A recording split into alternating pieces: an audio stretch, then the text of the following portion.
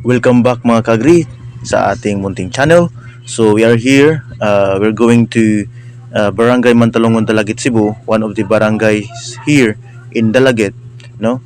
Wherein various vegetables and spices are being cultivated. So the Dalaget mga kaagri is considered as a vegetable basket ng Cebu.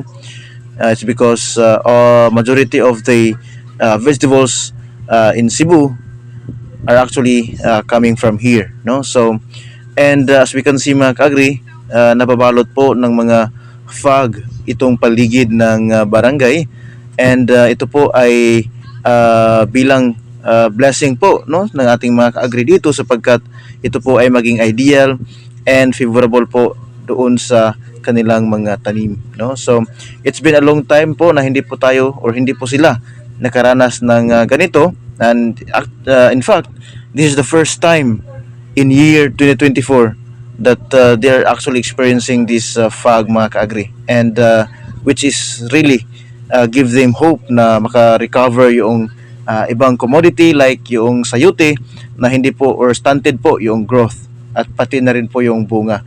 So ito po naging effect, no, ng bagyong Aghon, though there are some areas po na affected talaga ng bagyo, but here in Dalaget, Cebu, ay ito po ay nagbibigay naman po ng opportunity para po sa ating mga farmers, no? So it's been a I think months, no, 3 to 4 months na talagang nag drought na ito pong lugar na ito, and sa awa ng Diyos ay meron na po silang rainfall para po sa kanilang mga halaman, no? So this is a ideal for cropping.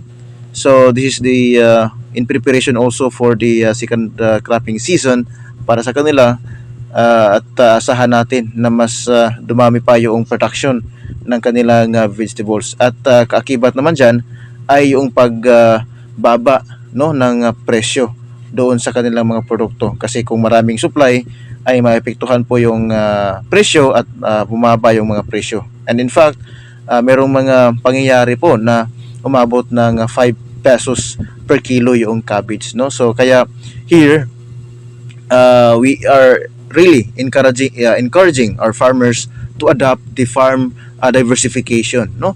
Cultivating not just to one crop, but multiple crops or multiple cropping in just cropping season, no? So in case na bumaba yung presyo ng ibang commodity like the cabbage, ay meron pa silang mapagkunan na iba pang commodity na hindi masyadong bumaba yung mga presyo, kagaya ng mga finger pepper at iba pang mga commodity, no? And yan po, and God bless po sa ating